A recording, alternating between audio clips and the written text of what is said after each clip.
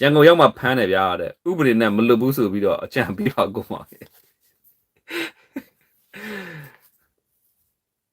ဂျပန်အားလုံးမင်္ဂလာပါရှင်ကျမတို့ရဲ့နေဦးတော်လိုက်မြန်မာ New Channel မှာကြိုဆိုပါတဲ့နေ့စဉ်နိုင်ငံသတင်းများကိုတင်ဆက်ပေးသမှာဖြစ်လို့ Like and Share လေးလုပ်ပေးဖို့တောင်းဆိုပါတယ်ရှင်စီးရနိုင်ငံသားပြည်စီကေးစင်းစင်းရတယ်ကြော်ဖြတ်လာဟလား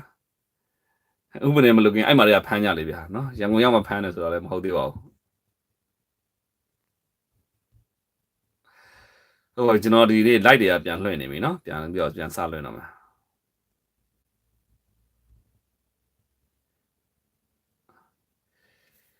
နော်ဇက်ဥပဒေတွေကိုတဲ့မဖြတ်သိမ်းနိုင်တာစိုးပါတယ်ဗျာတဲ့မြန်မာနိုင်ငံမှာလူဖြစ်ရတဲ့ကိုမြန်မာနိုင်ငံမှာလူဖြစ်ရခင်ဗျားတို့တော်တော်ကြီးကိုလူကုန်တိတ်ခါအညှိုးနှမ်းဆုံးနိုင်ငံတွေမှာမြန်မာပြည်ပါတယ်သူများနိုင်ငံမှာဘယ်အုပ်ချုပ်ရေးမှုကမှပြည်သူလူထုဆိုလို့ရှိရင်စနကျွန်တော်ပြောသလိုဥပဒေကြောင်းရအမိတ်မချမချင်းဟာသူ့ကိုလူကုန်တိတ်ခါညှိုးနှမ်းအောင်ဆက်ဆံလို့မရအောင်မြန်မာနိုင်ငံမှာခင်ဗျားတို့ခါတဲ့ဗျာလူတယောက်ကို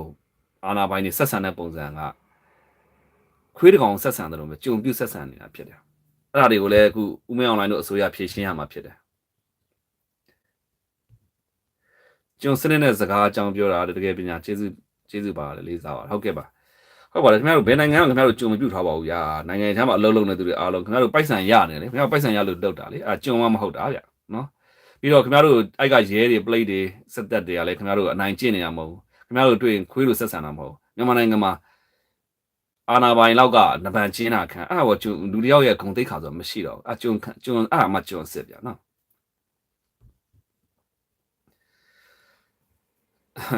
ဟောတယ်လေကိစင်းစင်းကတဲ့မသူတို့တက်ကမဟုတ်လို့နေမယ်တဲ့ဖြစ်နိုင်ရင်တဲ့တက်တိုင်းလူကြီးတိုင်းကိုအိမ်ထဲရောက်ပေးတဲ့အဲ့တော့လေဟောလေ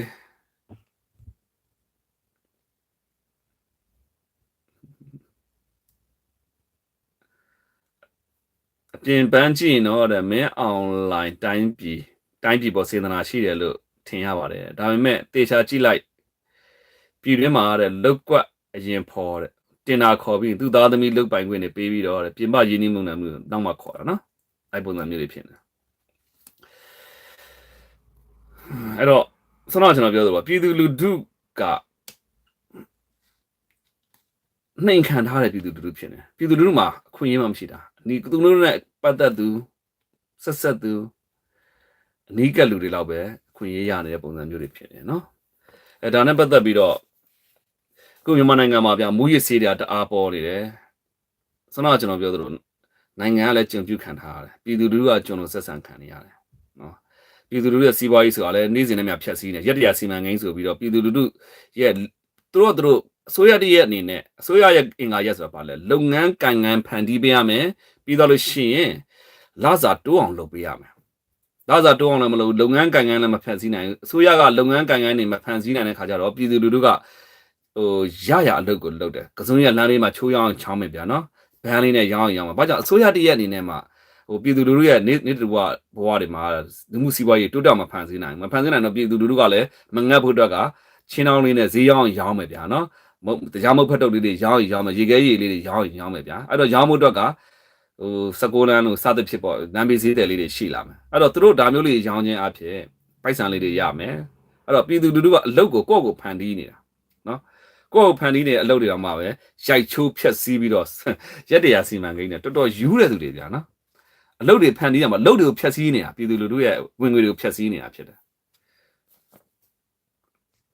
တော်တော်ကြီးကိုစိုးနေပါပြီတော်တော်ဘယ်လိုခေါ်မလဲဆိုတော့အပိညံပေါ့နော်ပြည်သူလူထုကိုဒုက္ခပေးဆုံးအစိုးရတယ်မှာပါပါတယ်နော်ဒုက္ခပေးနေတာပါကျွန်တော်ညီတဲ့အရင်ငါတော်လန်ရေးအရန်သဘောကြတာတဲ့အရန်ပေါ်တာဆွဲခံအောင်တဲ့တော်လန်ရေးကိုမုံသွားတာဘာကြောင့်လဲကိုဖြေပေးပါတဲ့တော်လန်ရေးဘက်ကိုတဲ့မုံသွားတာတော်လန်အဲ့တော့ပြောခက်ပါတယ်နော်ရင်းနှီးဖွဲ့ရပါ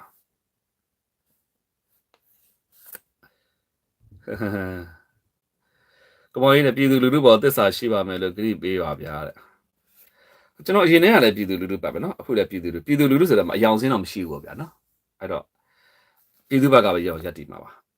ခုလည်းပြည်သူလူထုပါပါပြောရပြီကျွန်တော်တို့ဒါဒီမိုကရေစီအစိုးရပါဆိုတော့ဒီမိုကရေစီခေတ်ရောက်နေပါပြီလို့ပြောတာအောင်မှာပဲနွားတကောင်ကငါတို့ကမြက်ပဲဆက်စားမယ်ဆိုတော့မဖြစ်သေးဘူးလေဗျာနော်ဒီမိုကရေစီခေတ်လေဒီမိုကရေစီနဲ့အညီပြည်အစိုးရကိုပြောရမှာမဟုတ်ဘူးမဟုတ်ပြောရမယ်လေ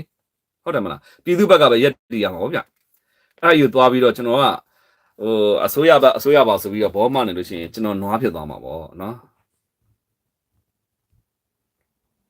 ပါတယ်အာနာအခွင့်အရေးလူခွင့်ရေးမှားနေတာပါအာနာခွင့်နဲ့လူခွင့်ရေးမှားနေတာ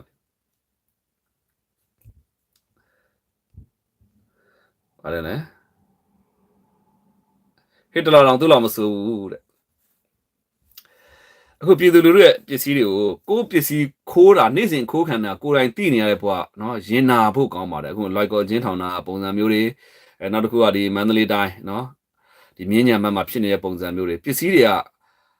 ကိုယ့်ရဲ့ပစ္စည်းကိုနော်ဒီအာလာပိုင်းစစ်တပ်တွေကဒါမျိုးတွေဖြုတ်ခိုးနေရတယ်မြင်တဲ့ခါမှာတော်တော်ကြီးကိုရင်နဲ့မှုကောင်းပါတယ်နော်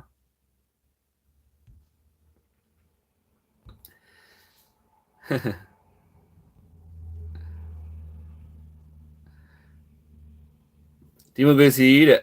အစိုးရသာပြောတယ်တဲ့ဇော်မင်းလုံးညီမလို့မှန်းလိုက်တဲ့ comment ကော comment ဖန်ခံရတယ်ဇော်မင်းလုံးညီမလို့မှန်းလိုက်တဲ့အတွက်ကြောင့်မို့လို့တဲ့ဖန်ခံရတယ်ဆိုတဲ့ခါကျတော့အေးပေါ့ဒီမိုကရေစီအစိုးရခေတ်မှာဒါတွေကတော့လုံးဝဝေဖန်စရာဖြစ်တယ်ပေါ့ဗျာနော်ဥပမာ66ဂါကြီးလို့ပါရှိသေးတာပေါ့ဗျာနော်66ဂါကြီးဥပဒေနဲ့တော့ညီစွန်းတော့လဲသူတို့ဖမ်းဆီးမှုတွေရှိမှာပေါ့အဲ့လေးတော့သတိထားသင့်ပါတယ်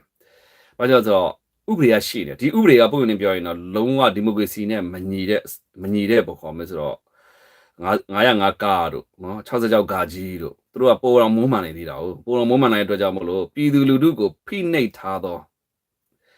လွတ်လပ်စွာပြောဆိုခွင့်နဲ့ဖိနှိပ်ထားတော့ဒီဥပဒေတွေကတော့ဥပဒေပင်ရင်းကိုကမကောင်းဘူးနော်ရီမန်းချက်ကိုကလည်းမကောင်းဘူးဒါပြည်သူလူထုကိုထိန်းချုပ်ဖို့ပြည်သူလူထုကိုဒုက္ခပေးတဲ့ဥပဒေဖြစ်တယ်ဒီမိုကရေစီနဲ့ညှက်ဆန့်ကျင်ပြီးတော့2008အခြေခံဥပဒေနောက်မှာပဲဆန့်ကျင်ဖီလာတိုက်နေသောဥပဒေတွေဖြစ်တာဟုတ်အဲ့တော့ဒီဥပဒေတွေကဗီဇတော့မကောင်းဘူးအဲ့ဗီဇမကောင်းတဲ့ဥပဒေရှိနေတဲ့အတွက်ကြောင့်မို့လို့အခုဒီဖြစ်ရမှာဘယ်သူမှန်လဲဆိုတဲ့ခါကျတော့နှစ်ဖက်ကြည့်ရမယ်နှစ်ဖက်ကြည့်တဲ့ခါမှာအခုသွားရေးတဲ့သူအနေနဲ့ကတော့ဥပဒေနဲ့ညီဆုံးတယ်ပေါ့နော်ညီဆုံးတယ်ဆိုတာအမျိုးပေါ့ဒါမျိုးတေးဖျောက်ရေးတယ်ဆိုဥပဒေနဲ့ညီဆွဲခံရတယ်ပေါ့ဒါပေမဲ့ဒီဥပဒေကောင်းတော့ဒီဥပဒေလုံးဝမကောင်းပါဘူးဥပဒေရှိနေတဲ့အတွက်ကြောင့်မို့လို့ရေးတဲ့သူကတော့မှားပေမဲ့ဒီဥပဒေကိုကျွန်တော်တို့ကလုံးဝမကြိုက်ဘူးမကြိုက်တော့ဒီဥပဒေကလွဲနေတဲ့အတွက်ကြောင့်မို့လို့ဒီဖြစ်ကြီးတစ်ခုလုံးမှာဘယ်ဘက်ကရက်တည်ရမလဲဆိုလို့ရှိရင်တော့စန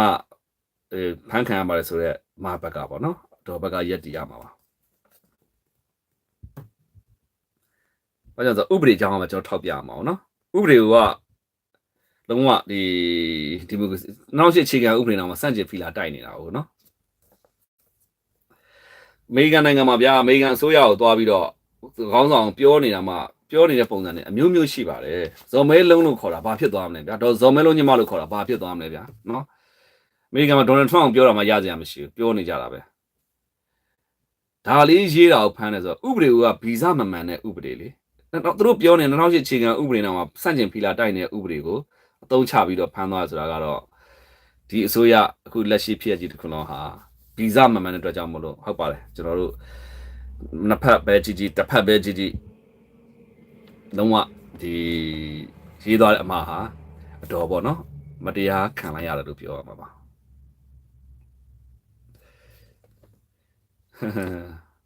ကမောင်ရေးတဲ့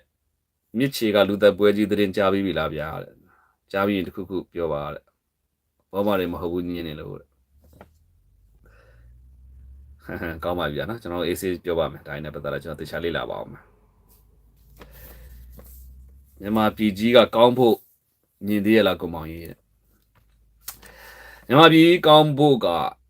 တော်ကြီးကိုကြာသွားဘာကြောင့်ဆက်မကျွန်တော်ပြောပြပါမယ်လုံးဝဒီအိမ်ကြီးကမီးရှို့ပြီးဖြိုချခံလိုက်ရပြီပြန်သူပြန်ဆောက်အောင်ပါအများကြီးဆောက်အောင်ပါအခုမှစာလုံးရင်စဆိုပြီးတော့အိန္ဒိယတနိုင်ငံလောက်ကစလာတာပဲရှိတယ်နော်အဲ့တော့စာလုံးရင်စပြီးပြန်ဆောက်အောင်ပါဆိုတဲ့ခါကျတော့ပြကြနေတဲ့နိုင်ငံမီးရှို့ဖျက်ဆီးပြီးသူကိုယ်တိုင်ပြန်ဆောက်နေတဲ့အတွက်ကြောင့်ကောင်းမှုရှိသေးတာဆိုတဲ့ခါကျတော့ဟိုဒေါအောင်ဆန်းစုကြည်တို့လက်ထက်အောင်ကတော့မှာပဲနိုင်ငံကောင်းဖို့ဆိုအနှိမ့်ဆုံးအနှစ်20 30ဆောက်အောင်ပါလေအဲ့တော့အဲ့ဒီအခြေအနေတော့မီးရှို့ဖျက်ဆီးပြီးတဲ့အိမ်ဟာကျွန်တော်နောက်ထပ် နေဆုံးတော့နှစ်60လောက်ဆောက်အောင်မသိတော့ဘူးဗျာတော်တော်ကြီးပျက်စီးသွားပါပြီ